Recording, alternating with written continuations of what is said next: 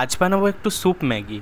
তার জন্য প্রথমেই একটা পেঁয়াজ আর একটা টমেটো ছোট্ট ছোট্ট করে কুচিয়ে নিয়েছি একটু কাঁচা লঙ্কা, এক প্যাকেটই ম্যাগি নিয়েছি আর তার সাথে নিয়েছি 2টো ডিম। এরপরে আমি কড়াইয়ে দিয়ে দেবো একটু সাদা তেল দিয়ে ডিমটা আমি আগে ভালো করে ভেজে নেব।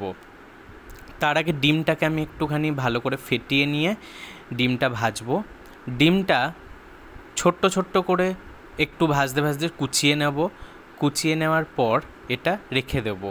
এটা কাঁচাও দেওয়া যেতে পারতো স্যুপে, কিন্তু আমি ভেজেই ভালো লাগে খেতে বেশি, তাই একটু ভেজেই দেব।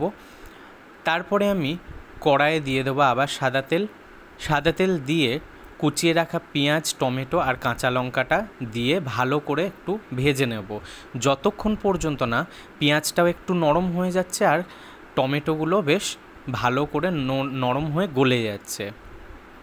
এই ধরনের স্যুপ ম্যাগিগুলো আমরা পাহাড়ে বেড়াতে গেলে তো হামেশাই খেয়ে থাকি। ওখানে এক প্যাকেট ম্যাগি দিয়ে হয়তো ওখানে প্রায় যে পরিমাণে 50-60 টাকা নেয়, সেখানে 3টে প্লেট ম্যাগি হয়ে যাবে। আমার এখানে ভাজা হয়ে গেছে পেঁয়াজ আর টমেটোটা, আমি দিয়ে দিলাম পরিমাণ মতো জল দিয়ে এই দিকে এটা এবার ভালো করে ফুটতে দেবো। ফুটে উঠলে দিয়ে দেবো একটু বেশি করে টমেটো সস, তারপর চিলি সস, আর দিয়ে দেবো একটুখানি soya sauce, dark soya sauce আমি এখানে ইউজ করেছি। তারপর ভালো করে এটা ফুটিয়ে মিশিয়ে এদিকে এটা ফুটতে দেবো। এই দিকে আমি এক প্যাকেট ম্যাগি একদম ছোট্ট করে গুঁড়িয়ে নিয়ে সেই ম্যাগিটাকে এর মধ্যে মিশিয়ে দেবো। দিয়ে দেবো ভেজে রাখা ডিমটাও। এরপর ভালো করে এটা ফোটাবো যতক্ষণ পর্যন্ত না ম্যাগিটা মোটামুটি ঠিকঠাক সেদ্ধ হচ্ছে, কারণ ম্যাগিটা কিন্তু খুব বেশি গলে যাবে না। ম্যাগিটা যখন দেখবো একটু সেদ্ধ হয়ে আসছে, দিয়ে দেবো নুন আর পরিমাণ মতো দিয়ে দেবো একটু চিনি। তারপরে এই দিকে ম্যাগি যেহেতু স্যুপ একটু গ্রেভি হলে খেতে ভাল লাগবে, তার জন্য আমি একটু কর্নফ্লাওয়ার নিয়ে জলে গুলে আমি কর্নফ্লাওয়ারটাও এর মধ্যে অ্যাড করে দেবো। তারপরে ভালো করে এটা মিশিয়ে নেব। আমার বেশ গ্রেভিটাও ঠিক হয়ে গেছে, স্যুপি ম্যাগি প্রায় রেডি এটা।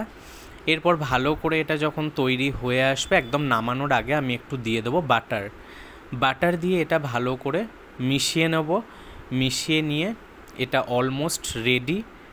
এটা যখন এরকম বেশ গাঢ় হয়ে যাবে, তখন এর থেকে আর একটু জল অ্যাড করে পাতলাও করা যেতে পারে, তবে আমি একটু গাঢ়ই রেখে এরপর ম্যাগির মশলাটা খেয়াল করবেন, আমি কিন্তু মাঝে দিইনি, ওটা কিন্তু খেতে তখন ভালো লাগে না বা চটপটা টেস্ট আসে না, যার জন্য আমি ম্যাগির মশলাটা একদম শেষে এখানে সার্ভ করার সময় অ্যাড করে তারপরে এটাকে আমি একটু মিশিয়ে দেবো। মিশানো হয়ে গেলে এটা একদম রেডি।